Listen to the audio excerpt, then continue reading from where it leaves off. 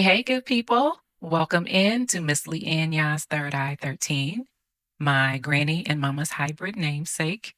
Miss Leanne's my also known as SAG after name. Yas, my Thursday born Akan day name. So Leanne Yas, my adopted name, living in Ghana, West Africa. And this is where you'll get my third eye view and sometimes eternal educator perspective in or about 13 minutes. 13 being my favorite number. So again, welcome in. Welcome in again to this edited repeat of an introduction to the Science of Mind affirmative prayer technique, spiritual mind treatment. And later on this month, I'll share the repeat of my approach to treating, as well as a demonstration of the practice. I sincerely hope this will be a blessing for you all. Okay, so enjoy it. So, in the last segment, I said I'd likely talk about the particulars of my affirmative prayer practice the next time. Well, in the little more than a week after, the technique that I've been using for years was totally shaken up. Well, not totally, but shaken up quite a bit. And it came about after I got pulled into a rabbit hole of videos on the law of resonance. So then I started questioning whether or not my entire regimen had been upended and if I was comfortable in talking about it and sharing it with people.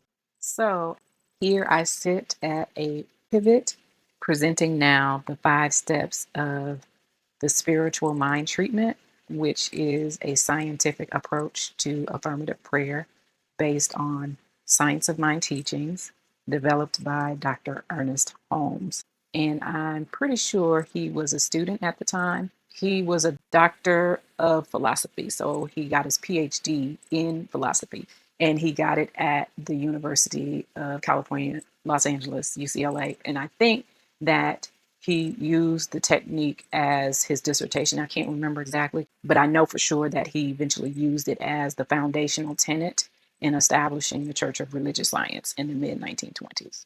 So, finding the Palm Springs, California Center of Spiritual Living, which is the new name for the Church of Religious Science throughout the country, they describe it as a step by step process in which one is convinced of the absolute spiritual truth by turning entirely away from the condition and focusing on the desired outcome as if it has already happened.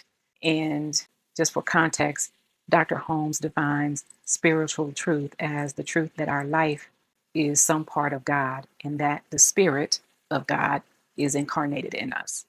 So after I read the description, it reminded me of those basics of the Science of Mind class, and all the more confirmation that my new understanding is, in fact, complementary to the treatment.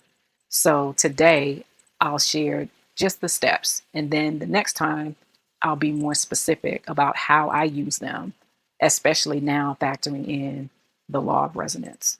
So the 5 steps are recognition, unification, realization, gratitude, and release. And I'll use the same Palm Springs Center's website to just share the basics for each step. And all of their steps begin with in your own words. So basically, they're just giving the foundation for each of the steps, and then how you choose to use them in your prayer is what works for you. But recognition is God is all there is. That's the basis where you acknowledge the oneness and the allness and the wholeness of God. And then unification is when you unite your presence in physical form with that of God. So I am one with God. And realization is accepting your own good. Basically, you express the realization of the wealth of the universe that is your heritage, because again, you are of God. And then next is gratitude or thanksgiving, where you give thanks. And I thought, for the longest, I thought that it was more about giving thanks for the understanding, the awareness of your oneness. But in reading this, it seems that it also extends to just the thankfulness or gratitude for all of your being. And then finally is release. which is let go and let God.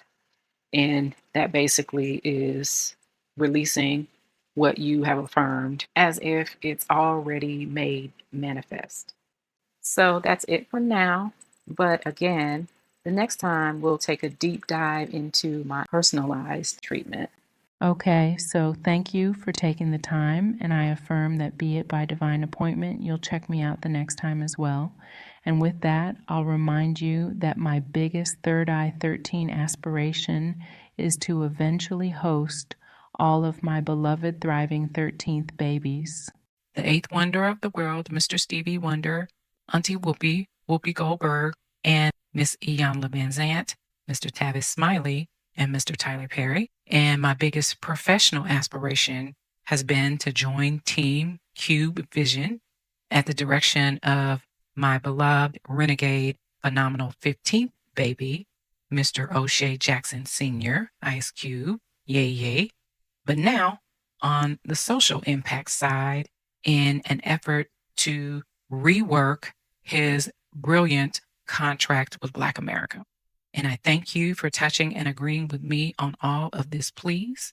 And I ask that you like the video, subscribe to the channel, and click the notification bell to get the alerts when the next thing is posted.